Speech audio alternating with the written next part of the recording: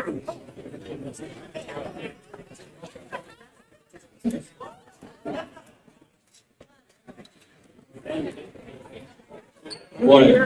My name is Luke Wade. I'm a senior in the Fire Science program here at the Career Center and plan on joining the Air Force after graduation.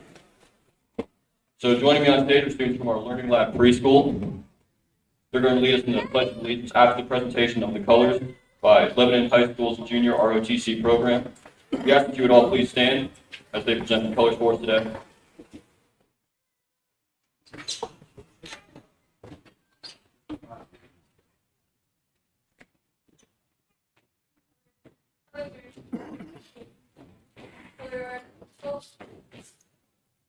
Colors.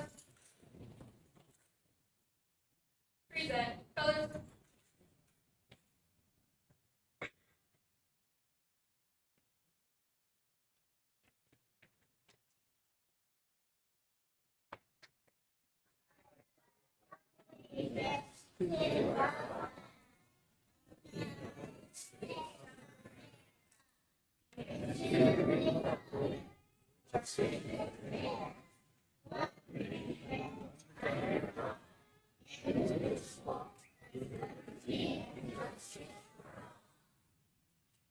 Carry. Colors.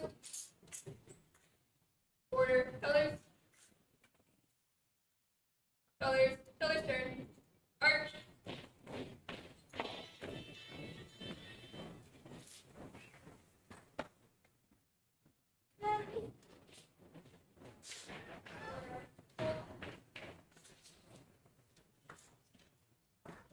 You may be seated. Thank you.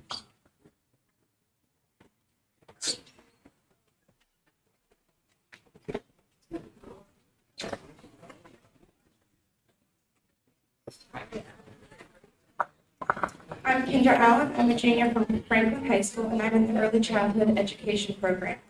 In addition to leading the Pledge of Allegiance, our preschool students have learned a few songs they would like to sing for you.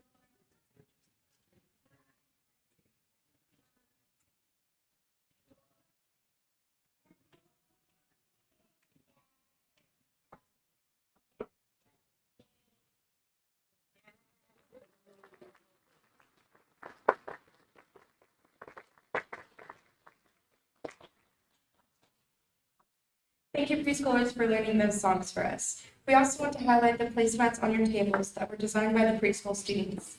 Thank you. At this time, we would like to invite the Lebanon High School Air Force Junior ROTC back to the stage to perform a demonstration.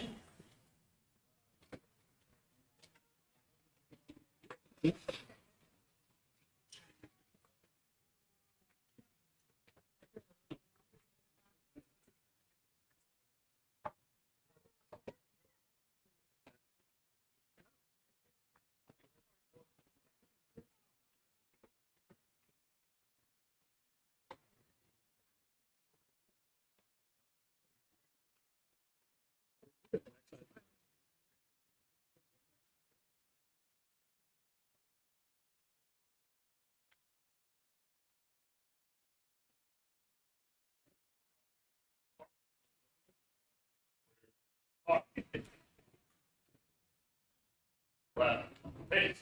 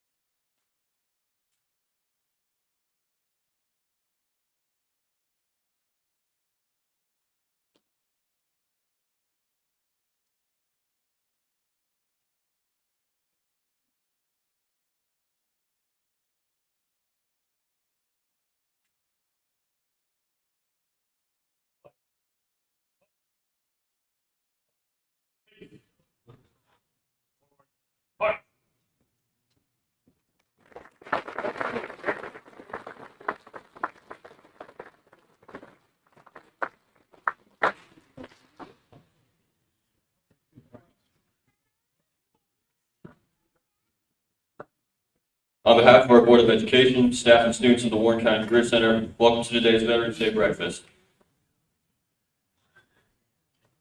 Today, we hope to honor all veterans, remembering their achievements, their courage, and their dedication, and to say thank you for their sacrifices. This day, above all, is an opportunity to celebrate those who have chosen to serve their community. At this time, I'd like to ask current service members and veterans here this morning to stand when I call your branch of service. Air Force and Air Reserves.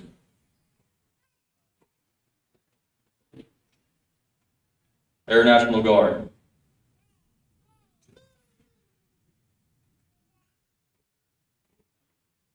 Army and Army Reserves.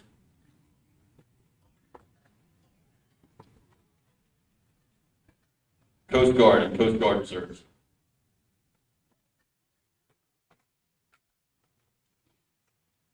Marine Corps and Marine Corps Reserves.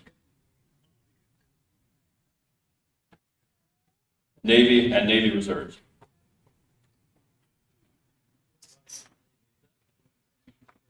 We thank you all for answering the call of duty. You have made our armed forces the most respected in the world.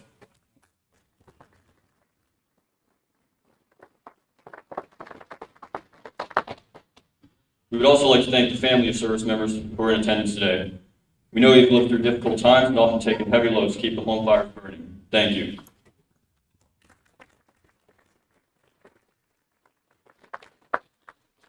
At this time, I would now like to invite Jacob Wilson to the stage, a senior from Lebanon High School.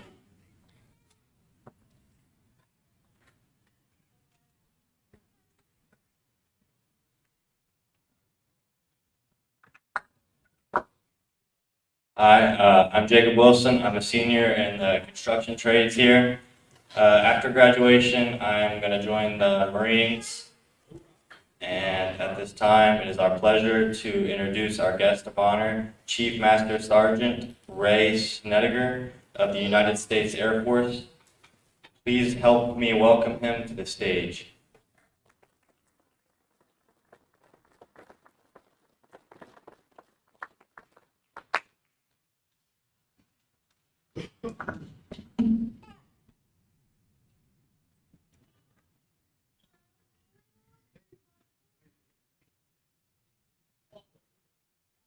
Good morning. Good morning. Can you hear me? Yeah, you can. Good morning. As stated, I am Chief Master Sergeant Ray Snediger. Served 31 years, 4 months, and 24 days in the Air Force, but I wasn't counting the days. I served 3 tours in Vietnam. I survived 3 airplane crashes in Vietnam. And I'm very fortunate to be able to be honored to be able to come here today and talk to you people this prestigious day. We all need to remember the sacrifices that many of the men and women in this room have done. And hopefully, as we see these younger preschool children here, that they will appreciate things as time goes by. I've been very fortunate as a poor farm boy out of Kentucky to have been involved in a lot of historic things in my life. yeah, I'm very lucky. I got to work for a long period of time with the European Space Agency while I was in the Air Force.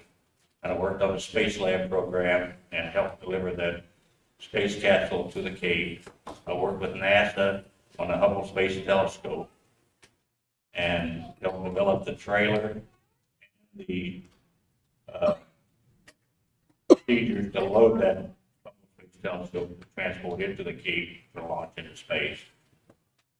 I was involved with the Russians with the MiG-25 when Lieutenant Victor Belenko in 1976 defected to Japan and helped carry that airplane to southern Japan and disassemble it and bring parts back here to Wright-Patterson for study. But today I'm going to talk about a historic humanitarian flight that happened on 4 April 1975. It's called Operation Baby Lift. Now, most of the younger people won't know what Baby Lift is.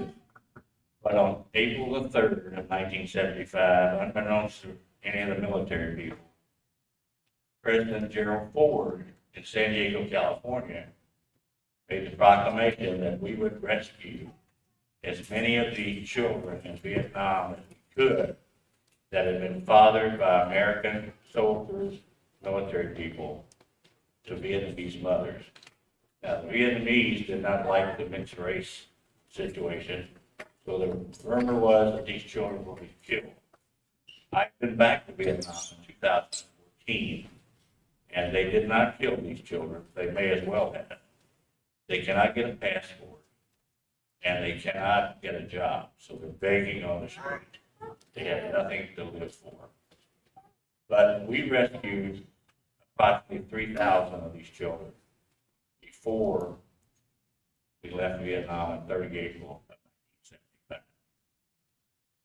I happened to be on the first flight out of Vietnam to bring these babies out, and unfortunately, we crashed and were unable to get all of them out. I was flying C-5s at the time, which is a large airplane, as you can see here. It can carry 6 Greyhound buses. We have 75 seats upstairs to carry these people, to carry 73 passengers, 2 loadmasters or flight attendants. And so I was in the Philippines at the time, getting ready to come back to the United States. They came to me and asked me if I would fly this mission because of a special thing they were going to do on it that day, which was not what we wound up doing. So I decided to go with them. Not too long after I got to the ramp of the tarmac, a lot of high-ranking people started showing up, and the word had gotten out that we had been selected to be the first flight bringing Amerasian babies out of Vietnam. So anybody that's in the military says, I understand you never volunteered. So they came looking for somebody who had combat loading experience. And I had had that in C-130s and C-47s in Vietnam. So I stuck my hand up. I wound up in a briefing trying to determine how many of these people we could bring out of Vietnam that day. We were going in with 17 105 power troops on the airplane to unload, and we we're going to bring bodies or people out of there. So my question was, who am I bringing out? Babies, American adults, Vietnamese? Nobody knew. So the numbers that I came up with, this is going to stagger you. I said I could put 2,000 babies in this airplane, about 4 of them, combat loading, and filling the seats upstairs with them. Or I could put 1,200 American adults on. And if I had a mixture of Vietnamese, American adults, and babies, I possibly could get 1,500. My aircraft commander decided 1,200 was the magic number. Once we reached 1,200 people that day, we would stop loading people. So we landed in Saigon. The chaos was unbelievable that day.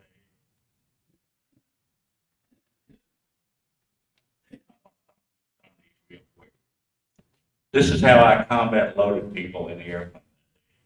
see, we have American adults, babies on the floor, on blankets with tie-down straps across them. The larger children were put along the side of the airplane on what we call a catwalk. I made the decision on who could go upstairs in the passenger seats and who would be combat loaded on the floor. My decision was based on if you were big enough to take care of yourself, I would put you downstairs. So as you can see, the larger children are sitting along the side of the airplane. You see some babies on the floor. I ran out of room upstairs. In the 75 seats upstairs, I wound up putting 145 babies, which you'll see a picture of in a minute, in 75 seats. Out of those 145 babies, 144 of them survived the crash. The one child that died, every one of these children had for lack of a better word, a little bag around their neck with a drawstring on it, a safety pin tied it to their shirt. One of the children's safety pin pulled out the drawstring and choked that child to death. The other 144 children survived because, if you'll see in a minute, the kids were sitting in these passenger seats. They were sitting so far down in the seats, like you and I would have crushed our head as the seats broke loose and tumbled, but they didn't. They were like in a cocoon as they were tumbling around. A few seats had tore out. So 144 of those survived. I can still, to this day, see some of these women's faces that I saw that day. There are the larger children sitting on the couch, and as you can see, they're all mixed race. They're African American, they're white, they're European, but they have Vietnamese mothers, all of these children. There's the 145 babies. There's 6 of them across in the seats. And I put a pillow in front of them and put a seat belt from one side to the other to hold them in. Again, 144 out of 145. What happened to this airplane this day was a mechanical failure. The airplane had been well, to cannibalization. They take parts off of one airplane and put it on. After this accident, they found out this particular part is not eligible for cannibalization. It's too short. But we didn't know it at the time. So we did not know this had been done to us on this airplane when we went there. The airplane ripped when it had rapid decompression. The back end actually blew off the airplane.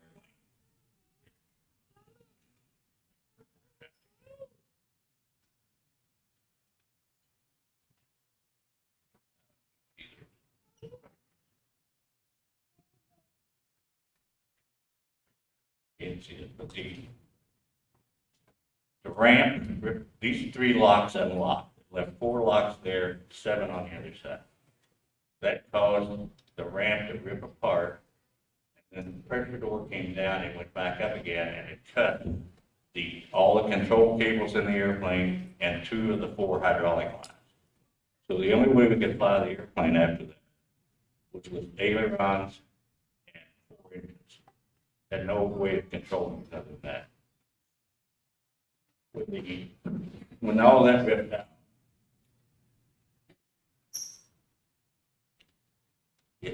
it locked, like I say, we went into a dive, 23,800 feet when the airplane came apart. Went into a left dive going down, and recovered at 9,000 feet.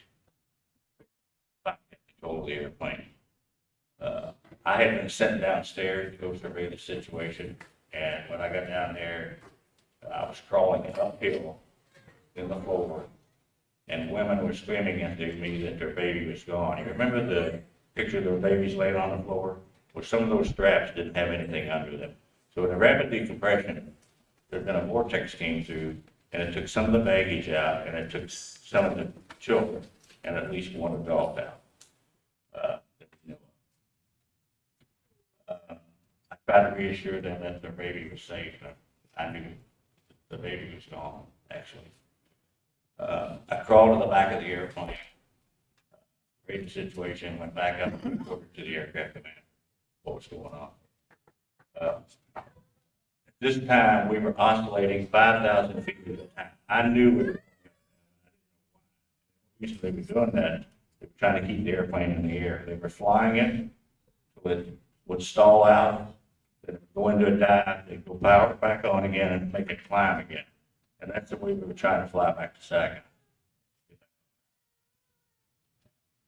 The route, you can see here, we left Saginaw. We were 14 miles out of the ocean. South Break happened. They went to max power on 3 and 4, over power off of 1 and 2. Got the airplane turned around and tried to head back to Saginaw. I was frightened, really frightened.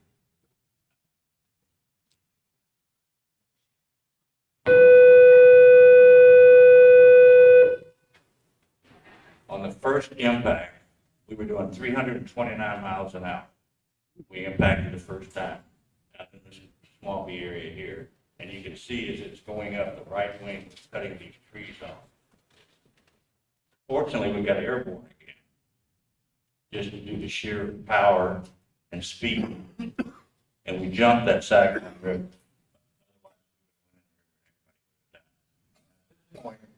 Everything is in real time for me. It's like when you're almost having an auto crash, everything's in real time, then all at once things kind of slow down for you, and it was real slow.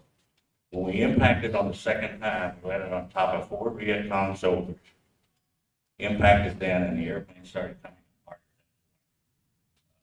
Everything in my mind went in slow motion at that time. The tail had broken off the airplane. The troop compartment had broke off the top with 145 babies and adults in it. And the cargo compartment was shredding away in the bottom, and I was riding in the cockpit, which I thought the whole airplane was together. Sliding backwards. As we're going up, I'm thinking the airplane is together, but it's not. In my mind, it was. And about the time the tail got straight up in the air, I'm in slow motion. I thought if it would just hurry up, I would be okay. I'm still alive at this point. And then it got to a point where I thought if it would just stop right now. Okay. And of course, none of that was going to happen.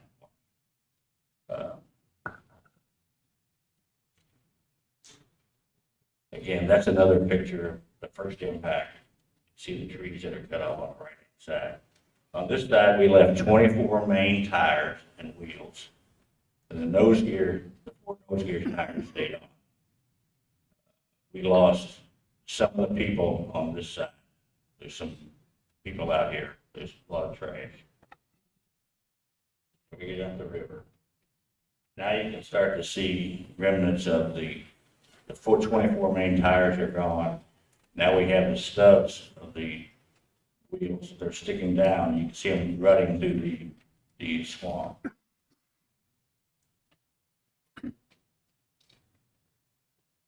Again, sliding. You can see off to the side there, the tails broke off. In the center is the troop compartment with 145 babies and some adults on it. To the left of that is the cockpit that I'm in, and the wings went ahead of us and burned, fortunately. Now you can see some of the debris from the cargo area all along the ground.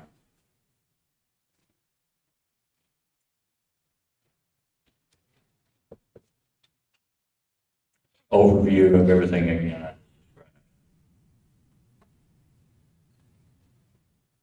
Another overview.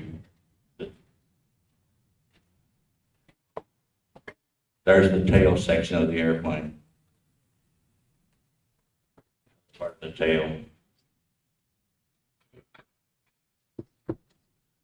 Remember all the people and the babies that were sitting on the cargo floor? This is the cargo floor. This is what's left of it. The people.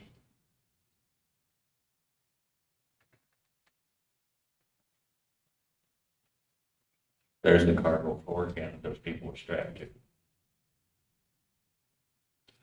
Now the Vietnamese, of course, we're not here in the States where we get to cordon this airplane off.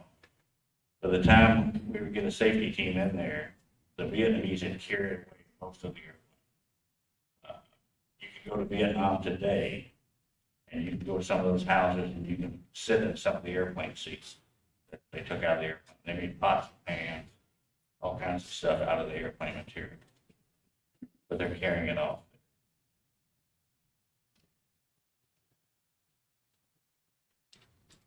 That's part of the pressurization area. There's the cockpit I was in. Wing box area. Cockpit that I came out of. You see to the rear of the thing with the doors, just hatches open there. I was seated just forward of that. The flight crew, I went out the back of the airplane. The flight crew, up in the cockpit, the pilots and navigators and engineers, they went out these windows up here you see in the corner. That's the cockpit again. You can see where I exited the airplane, which was the galley area and just before the environmental section, which was gone. That's the door that was open. That's the ceiling of the cargo compartment. It's the floor. I'm on the other side of that floor. You can see that little cutout about in the center of the picture. That's the crew entry door to get in the airplane. That's normally 20 feet off the ground. Posing picture. Part of the pressurization. There's one of our engines that's just digging through the swamp. There's the Vietnamese stacking up some of the stuff, carry away. There's the nose gear section that came off the airplane.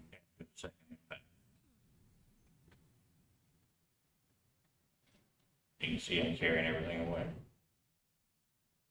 Here's two of my crew members that were on the airplane. The one in the front is a flight engineer. Saving my life on the flight deck. I was trying to go back downstairs just prior to impact. He's a minister in Colorado Springs now. The gentleman behind me there, American, he had told me to go upstairs and get my crash landing checklist. And so I did. I went up to get it, and then anybody that's ever flown an airplane knows there's no such thing as a crash landing checklist. So I threw it into the floor, and that's when I tried to go back downstairs, and the guy in the front threw me back up on the flight deck. But the black guy had actually sent me upstairs, and then he passed away about 3 years ago. He passed away in Fairfield, California. I mean, he was a mailman after he retired from the military.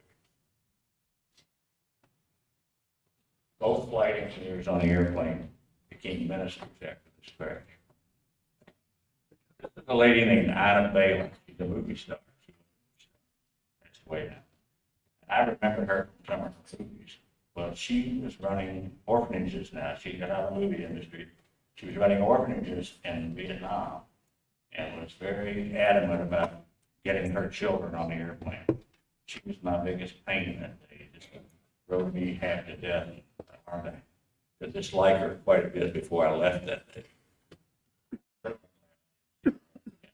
This picture's taken after we crashed the airplane. And then many years later, there was an article in the Daily News about her passing away, and I cut it out, and that's what that article was. One of my friends who died in the crash,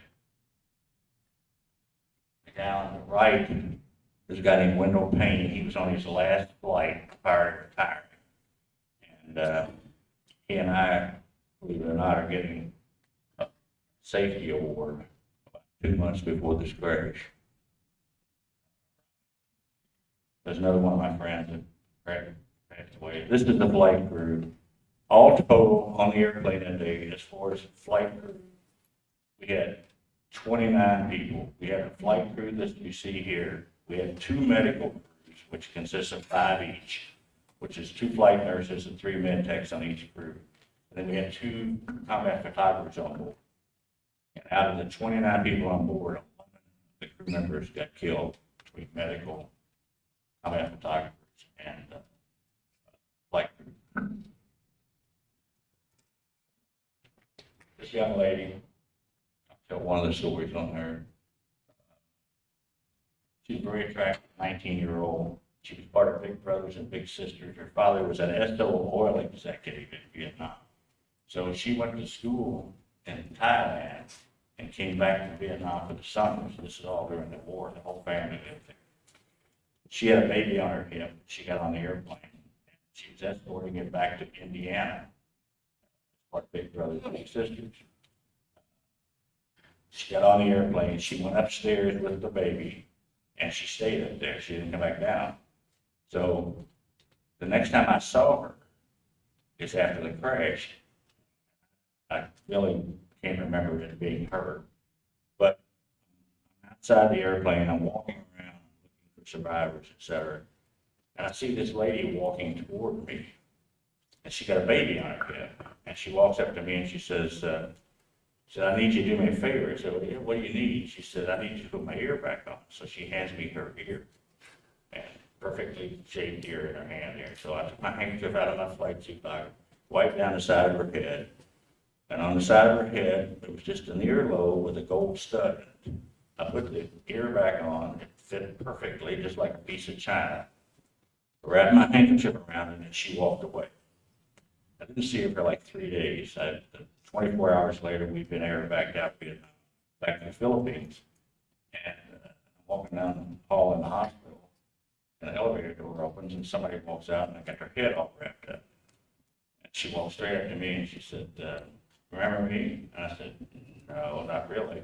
She said, you put my ear back on. I said, oh, I remember that.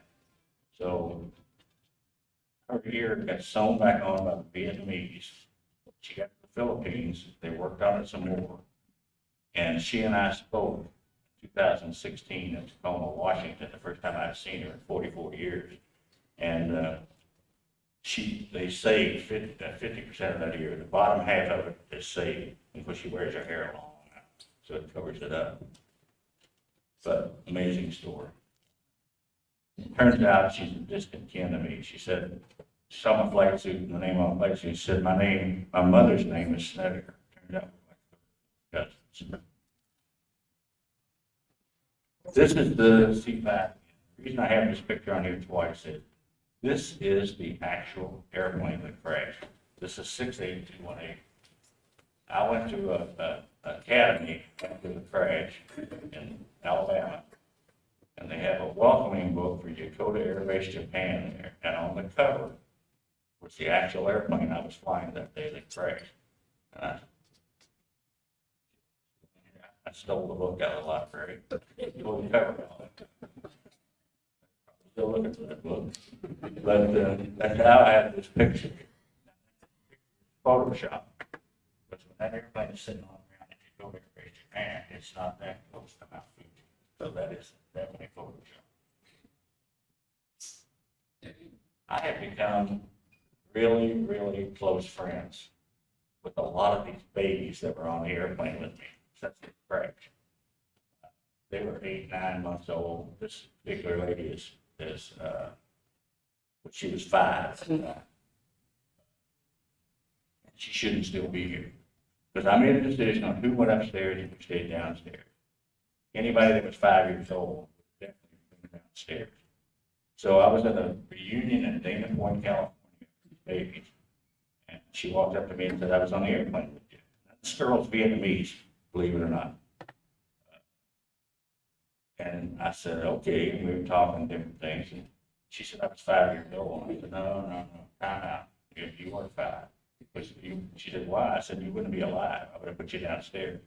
She said, well, I was small, I was sickly, I was frail, all that. But I've seen pictures of her since then, 4 days after the crash. And for some reason, she should not have went upstairs, but she did. We talk daily. Every day I talk to her. Now, she looks so much like an American. She was put on the airplane, and most of these babies on the airplane had 2 bracelets. One of them was their Vietnamese name, and the other one was the adoptive parents that they had. In the States, she did not have but one bracelet on. So when she got to Presidio, I think they threw her on because she looked so much like an American. Even though nobody adopted her, they wanted to get her out of the country. She got the Presidio, and the family that had finally got her came to pick up their child. And they said, "Oh, we have an issue here because your child got killed in the crash." But next door, we have about 10, 12 children that do not have an adoptive parent. You can go pick out anyone you want. So she got adopted by this family, taken to Los Angeles, Hollywood to be exact. She went from being persecuted and possibly killed on the street in Saigon. And she grew up next door to James Cameron, did the movie Titanic. She's worked in the Hollywood industry. She has been a cinematographer. She lives in Mission Viejo, California today, and works for Luxottica and Sunglasses Company. But anyway, she went from near death to a life of privilege. And she's married. Another interesting story on her. She has a son named Brayton, Bruyton. So I often ask her, how come you spelled it Brayton that way? She said, well, my husband's great-grandfather spelled his name that way. So we accepted that. She has actually found her father. Now, he was dead at the time she found her family. So she's been back to the family. She's got his diaries when he was in Vietnam for 3 tours. She has pictures of him and everything. But the mind-blowing thing is, while going through the pictures, there's a picture of her father working for Brayton Construction Company in Boston, Massachusetts, and it's spelled Brayton. She wound up naming her child that way because of her husband's great-grandfather. So that's an interesting story on her. Now, my theory on why she looks so much like this girl is beautiful, why she looks like America. I suspect that her grandmother got hooked up with a Frenchman when the French were in Vietnam. Her mother's a product of that. And I think her mother got hooked up with an American GI, and that's why Carrie came out looking like this. She's beautiful, yeah, very nicely. This lady was in an orphanage down in the Delta, and she looks more Filipino to me, but I'm not sure what she is. But anyway, she came back here, got adopted by a family in Virginia, did not have a real good childhood growing up, graduated from Virginia Tech, went into government service, went to work for George Marshall Center in Garmisch, Germany, 7-year assignment. She stayed there 10 years. Came back, went to the security service in San Angelo, Texas. She just recently was the executive administrator for a 3-star general at San Antonio, Texas. And November the 1st, she transferred to the Air Force Academy. She is now the speechwriter for the Air Force Commandant of the Academy. So this is another success story.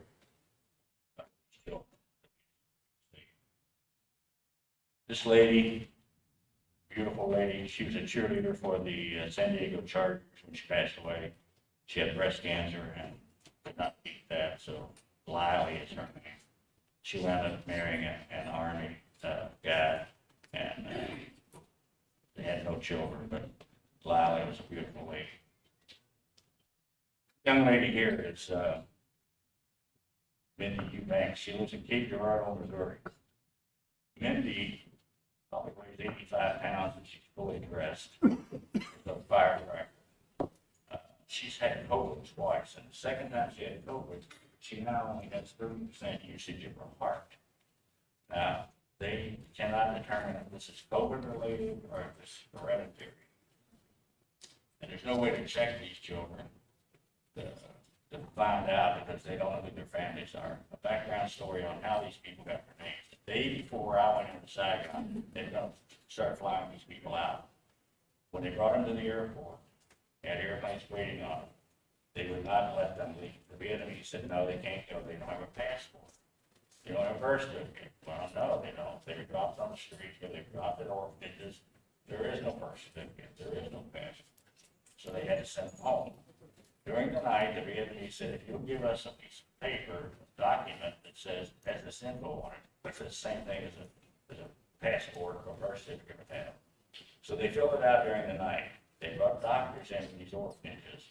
Doctors determined this one's 6 months old, that one's 7 months old, that one's a year old, that one's 2, whatever. Now they needed a birthday, so they came up with a birthday for each one of these children. Now they need a name, and I know a lady that was in Colorado Springs and named these children.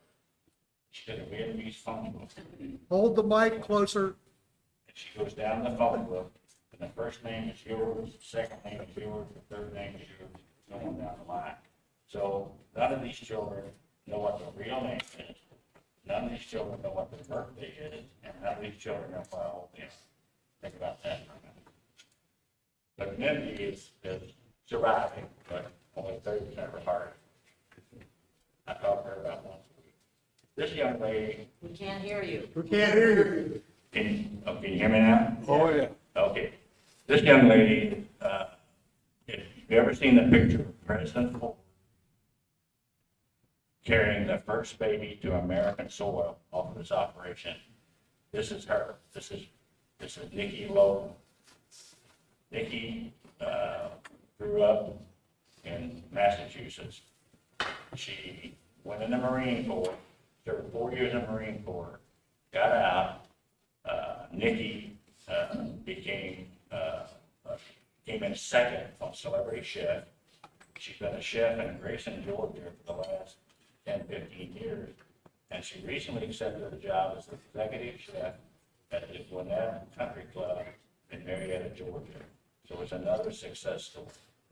And then Nikki has a picture autographed by President Ford of her being carried off the airplane. Hold the mic closer to you. Okay, That's better. okay. I'm friends with I know about 50 of these babies. I'm close with about 20 of them, really close and talk daily or weekly with about 10 of them. And some of these children, I go around the country and I speak about the crash, and mainly to military organizations and for lessons learned, that type of thing. So it really brings the house down when I can bring in one of these children with me and surprise everybody with it. That concludes. So I'll take questions.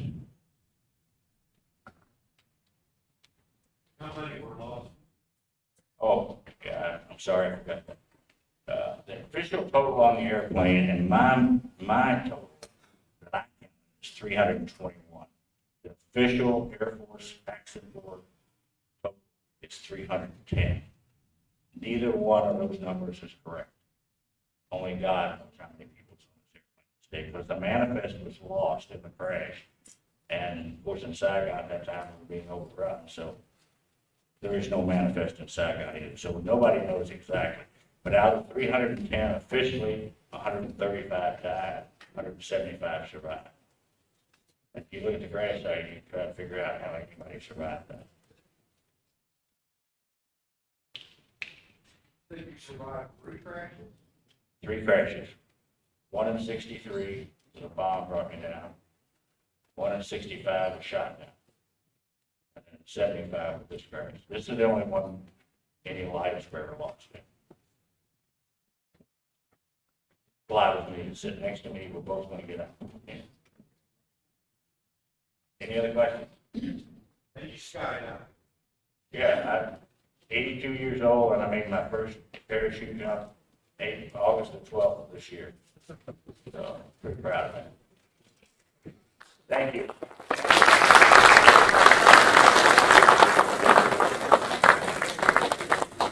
All right, thank you, Chief Master Sergeant Snedeker. So this concludes the ceremony portion of today's event. As a token of our appreciation, our Culinary Arts program has prepared an excellent breakfast for you all. If you need assistance, one of our helpers will assist you. Again, we thank you for your service and hope you have enjoyed your morning with us.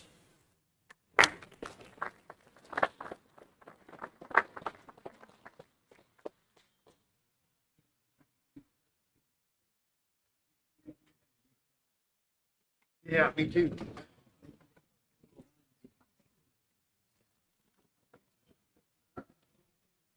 All right, we would like to offer for Chief Master Sergeant Snedeker to go first.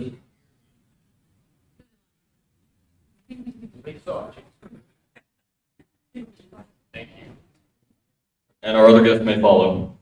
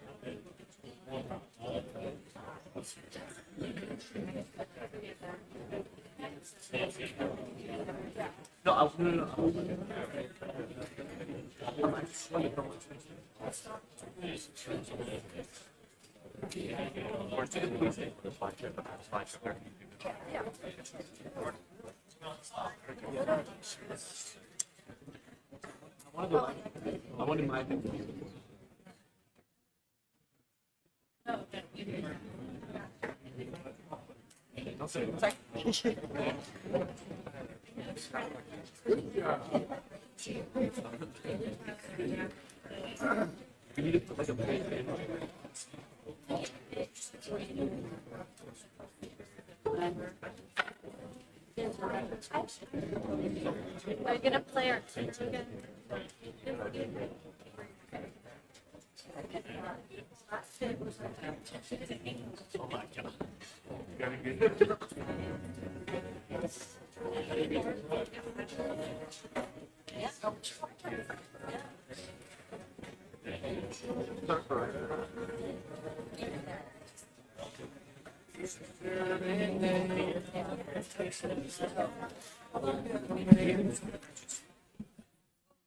Is it still peaking?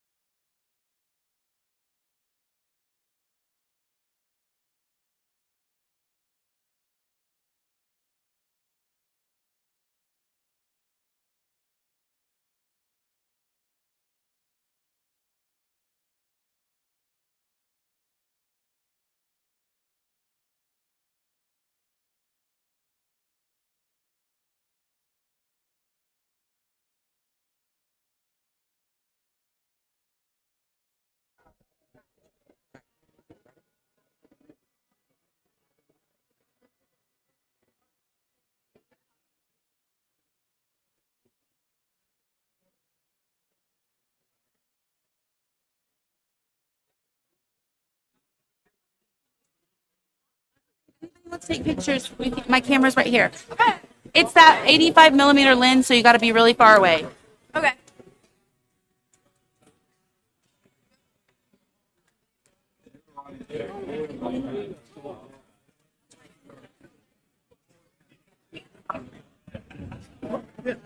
Good morning, everybody. Thank you again for coming out. Take your time while you're eating. I just want to give a few thank yous. Number one, for all of you, thank you for attending this event. We're glad that you made it out today. We know it's a small gesture for all you've given, but on your tables, there's a couple things we want to highlight.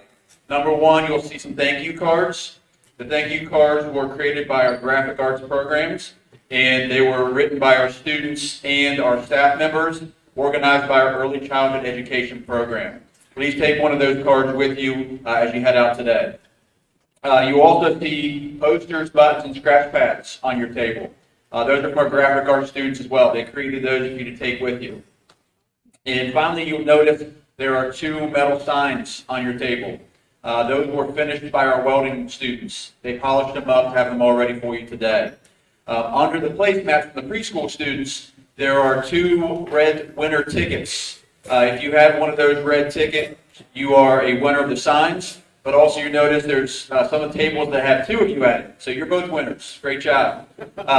We think we have enough signs for everybody, so if you didn't get one, see us. We're going to try to pass up some of those out later today.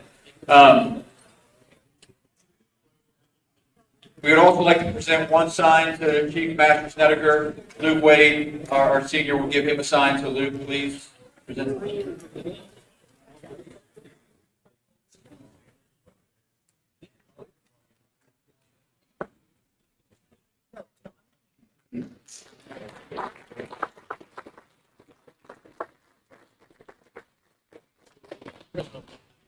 We also know this day is meant to honor you, but we hope you could join us 1 second to thank some of our students that helped today. In the back, in the black and gray, is our culinary arts program. These students, many of them came in this morning, 5:30, 6 o'clock to start preparing for today. So if we can give them a quick round of applause. Thank you, students.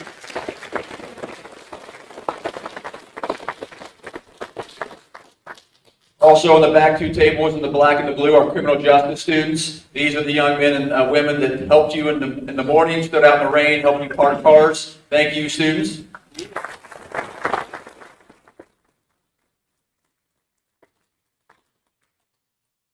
So as you continue eating, one of our seniors has prepared a video for you. Dylan Renwick, Digital Arts Media Senior, wanted to showcase something he made. Good morning, everybody. My name is Dylan Renwick, and I am a senior from the Digital Media Arts program from Springboro High School. I would like to personally thank everybody for coming out and giving us the opportunity to show our gratitude for everything that you guys do. At this time, we'd like to show a video created by me and fellow Digital Media Arts senior Kendall Boggs. In the following video, Commissioner Ferris says, "Freedom is not free." We know that you and countless other men and women sacrificed everything for the freedoms that we have in this country, and your sacrifices are not going unrecognized. Thank you all. We hope you enjoy the video.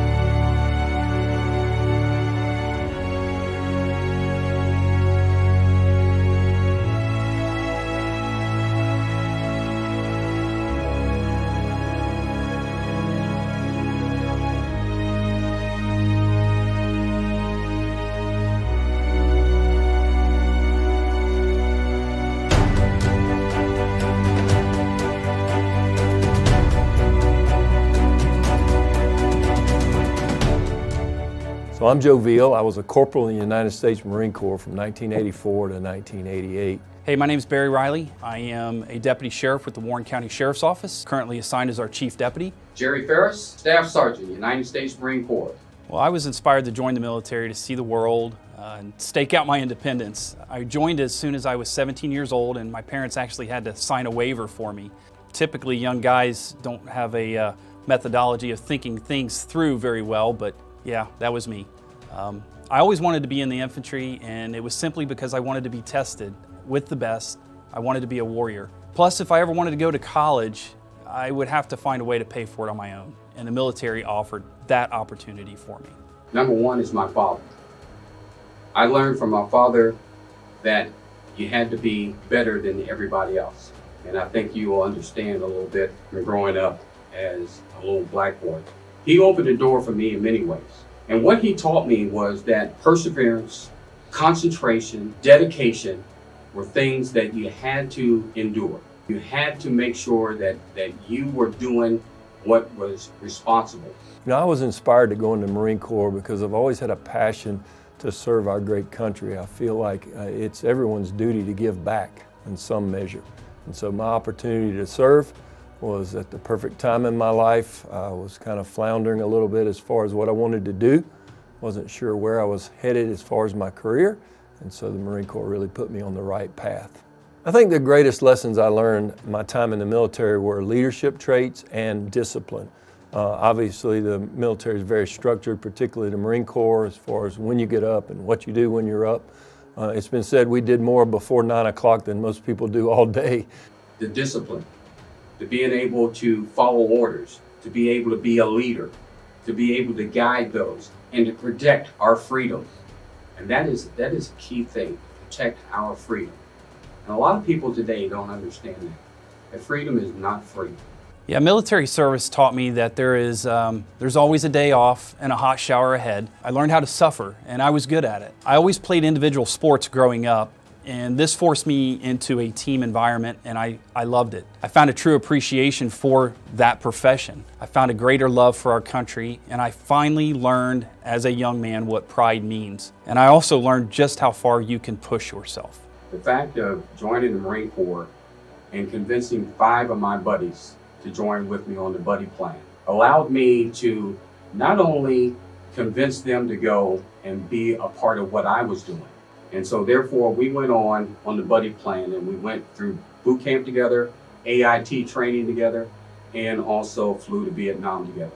It changed my life in that situation relative to being a Marine, going through boot camp, understanding how hard it would be. But the significance of it is the fact that it allowed me to understand who I was. I think the greatest perspective the Marine Corps gave me was, again, just the honor that we have to live in such a great country. Work hard, if you study hard, you're going to get ahead. There's opportunity for everyone here. And in the military, I saw that. It comes to so many issues that we face right now in our nation.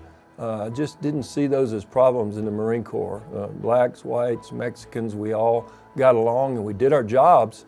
And if you did your job, you were rewarded. If you didn't, you were punished. And the perspective is that the opportunities are available for everyone. My military service is the foundation for everything I do in our community. I absolutely know how lucky we are to live here. I know how important relationships are, and they are the key to life, literally. And the adaptation to military life teaches you flexibility, diversity, brotherhood, and how to manage those relationships with others who are not like you. My time in the military taught me the disciplines that are required, I believe, to stay faithful and to work in hard situations. It's been said that if it was easy, everybody would do it. And so as I find difficulties in life, my time in the military really taught me, I believe, perseverance. Don't stop. Accomplish the mission. Veterans Day is for us to come together and remember those who have served. Not Memorial Day. Veterans Day is different. It's to honor those who are still here with us. That allows us to think about the freedom we have from all of those people that you see walking down the street. I think as a combat soldier, specifically an infantryman, you sometimes glaze over and forget about war. My combat experience is not like the next guy's or the next guy's. But one thing that I found we all had in common was a belief in faith. And it's amazing when soldiers find faith and speak to God, and they speak to Him at the most vulnerable times, when He's needed the most, whether it's cold water, or they're hungry, or to stop marching. Walking has a way of just beating you down, believe it or not, especially when you're carrying a 75-pound ruck and a 60 with several belts. Talk in the context of Americans, but I work all over the world. And that is the people that have sacrificed to give you the freedoms you have. And that's the veterans, the military, those people that voluntarily laid down their life or laid their life on the line to protect us and give us the freedoms that we have. Take a look of what it means to be in the military. There's discipline, there's training, there's education, there's guidance, there is the ability to become a leader. And when you stand up and raise your right hand and swear to uphold the Constitution of the United States of America against all enemies, both foreign and domestic, it means something. And when you take that oath, it's like, okay, I'm swearing that not only to the country, but also to God.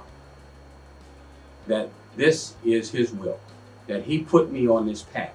So there's a reason why I'm doing what I'm doing. But I also encourage our young people to find out who you are. But to serve your country has a lot more meaning than just wearing a uniform. This uniform is just fluff. The medals, yes, I've earned them, but they just stay on this jacket. The service is in my heart. It's in my being. It's in my soul. And so that's what I would impart upon our young folks. So in 1984, I had kind of gotten to a situation where I had worked in a factory. I had gone to school and wasn't very successful. And so I really got tired of people telling me what to wear, how to cut my hair, what time to get up. So I joined the military.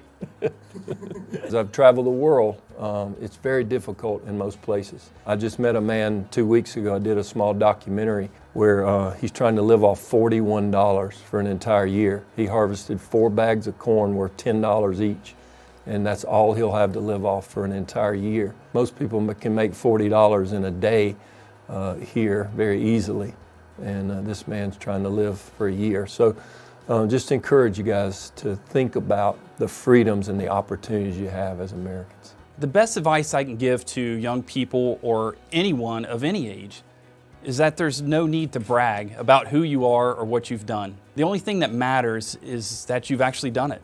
In other words, there's no need to talk about the walk, just walk the walk. You will fail, and it is okay. Whatever path you're drawn to, give it all you got.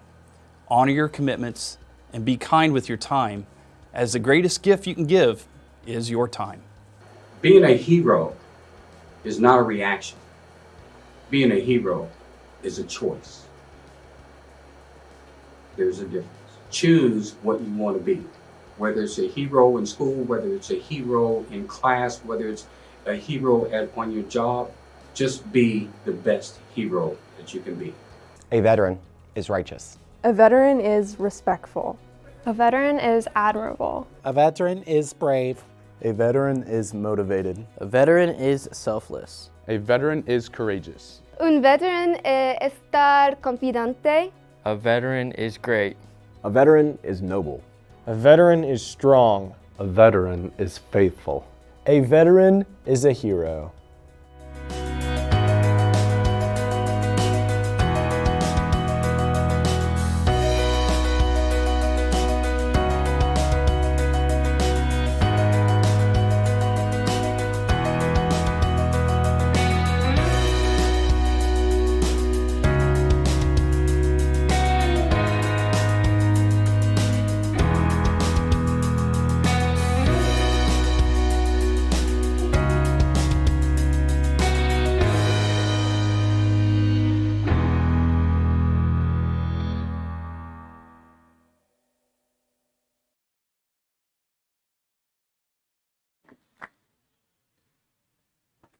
The word thank you is the common word for the day. We can't say it enough. Thank you for what you've done for this country, for us.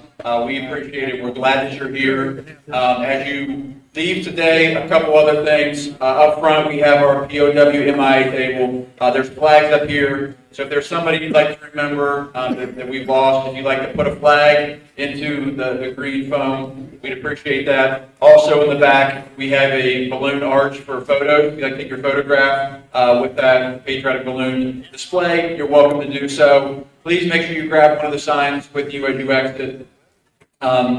We appreciate you for coming. We hope to see you again next year. Thank you on behalf of the Warren County Career Center staff, students, and our board. Thank you.